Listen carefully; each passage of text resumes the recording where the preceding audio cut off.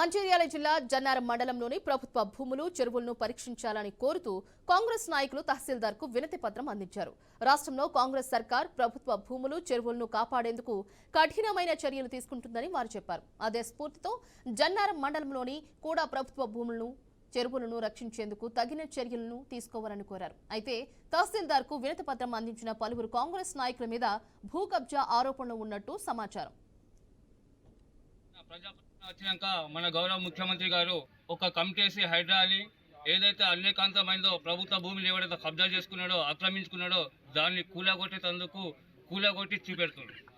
దాన్ని మేము కాంగ్రెస్ పార్టీ తరపు నుంచి ప్రజల తరపు నుంచి స్వాగతం తెలుపుతూ హర్షం వ్యక్తం చేస్తూ మరి ఈరోజు జన్నారం మండల హెడ్ క్వార్టర్లో కూడా అలాంటి ప్రోగ్రాం చేయాలని మేము ప్రభుత్వాన్ని విన్నపిస్తున్నాం.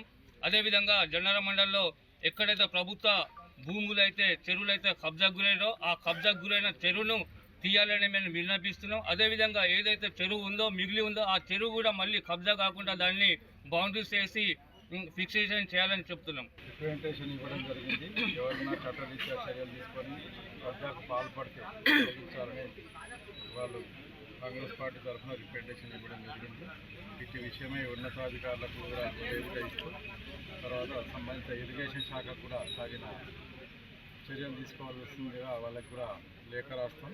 దీని మీద చర్యలు తీసుకోవడానికి కలెక్టర్ గారికి రాసి మేము కూడా చర్యలు తీసుకుంటాం.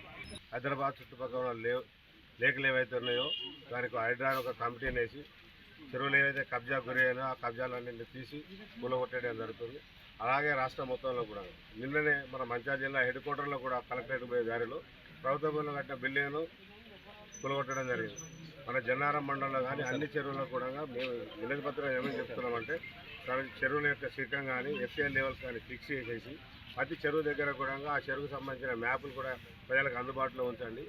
ఏవైతే చెరువులు కబ్జా అయినాయో, కాలువలు కబ్జా అయినాయో, రోడ్లు కబ్జా అయినా, గవర్నమెంట్ ల్యాండ్స్ ఏవైతే కబ్జా అయినాయో ఒక ఆరోపణ చేస్తూ ఉన్నారో గత ప్రభుత్వంలో కూడా ఎమ్మెల్యే గారు చేసి ఎవరు దొంగలు అనేది కూడా కలెక్టర్ గారు కొందరు పట్టాలు కూడా క్యాన్సల్ చేయడం జరిగింది.